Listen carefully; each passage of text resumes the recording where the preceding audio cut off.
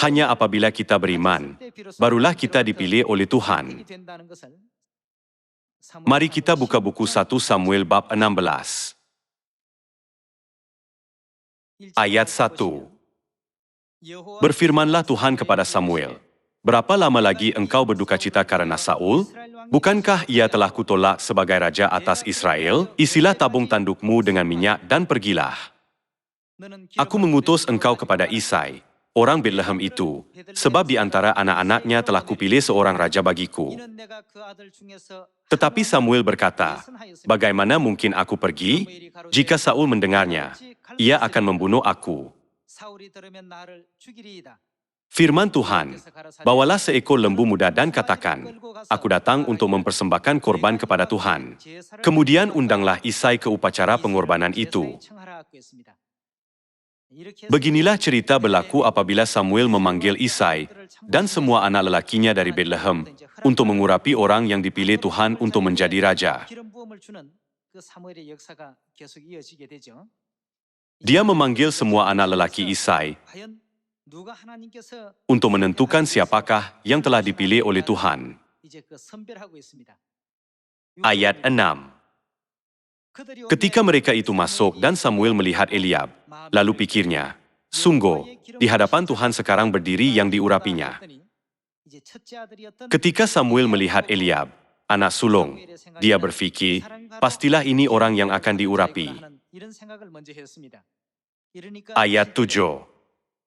Tetapi berfirmanlah Tuhan kepada Samuel, "Janganlah pandang parasnya atau perawakan yang tinggi, sebab aku telah menolaknya. Bukan yang dilihat manusia yang dilihat Tuhan. Manusia melihat apa yang di depan mata, tetapi Tuhan melihat hati." Apakah yang Tuhan lihat dalam hati manusia? Dia melihat iman mereka. Orang mungkin menilai berdasarkan penampilan luaran seperti ketinggian. Tetapi Tuhan telah berkata bahwa perkara-perkara seperti itu bukan standar pilihannya. Dia melihat hati. Tuhan melihat iman yang diarahkan kepada dia dalam hati seseorang. Mari kita sambung baca ayat 8. Lalu Isai memanggil Abinadab dan menyuruhnya lewat di depan Samuel. Tetapi Samuel berkata, "Orang ini pun tidak dipilih Tuhan." Kemudian Isai menyuruh Syama lewat. Tetapi Samuel berkata, "Orang ini pun tidak dipilih Tuhan."